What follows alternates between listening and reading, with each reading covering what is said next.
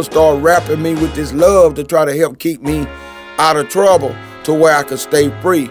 So while I'm helping my Aunt Loretta clean some buildings at night, I remember one time, before we cleaned buildings up, I had walked over to my grandmother's house where she was living, and we got in the car and we rode over to one of the buildings that Aunt Loretta was gonna clean up.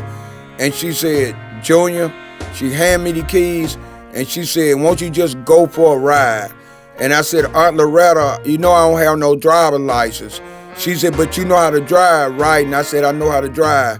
She said, I'm gonna go inside this building and start cleaning up. And I just want you to go for a ride by yourself. And she tossed me the keys. I got into her Pontiac 1970 Le Mans, 2-door coupe with the tan bucket seats, with the automatic shifter in the floor. She had a 350 motor with the 350 transmission and the 4-barrel carburetor on the Mag Pontiac wheels. It looked just like the 70 GTO, minus the GTO package and the GTO emblems. I got in Aunt Loretta's car, I fired it up, it was dual exhaust, it sounded so good. I bent a couple turns in it, man. I had the windows down, the wind was blowing in my hair, and at that particular time, I felt free. I really felt free. I was like, wow, I gotta do all I can to keep this feeling of feeling free alive, because I like this feeling.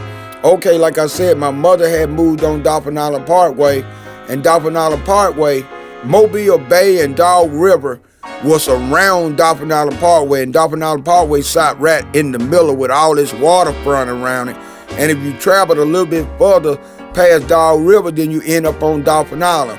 Most of the people on Dolphin Island, they had houses in what they call the mainlands, because in most cases, if you didn't take the ferry to Dolphin Island, you had to take the Dolphin Island Bridge in a car. And to be honest, Dolphin Island was actually what it was. Dolphin Island, it was an island. It was an island away from Dolphin Island. It was an island away from Mobile. It was kind of like out on the outskirts.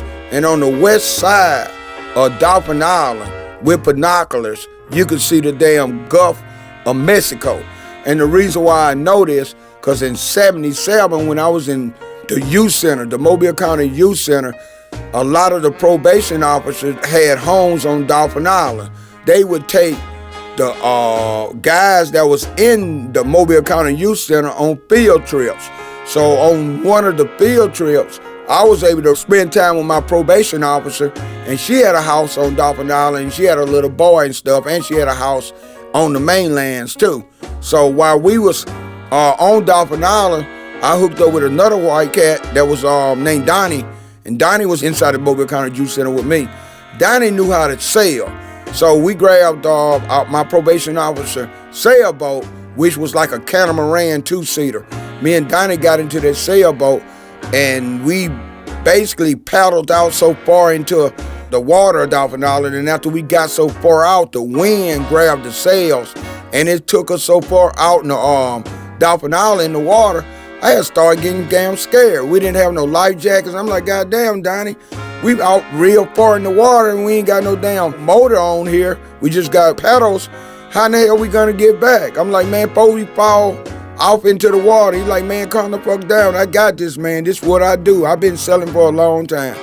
So even though I was damn paranoid, I didn't say nothing else to Donnie about it. And he said, okay, it's about time for us to go back in, Eddie. We started paddling, and we had the wind behind us.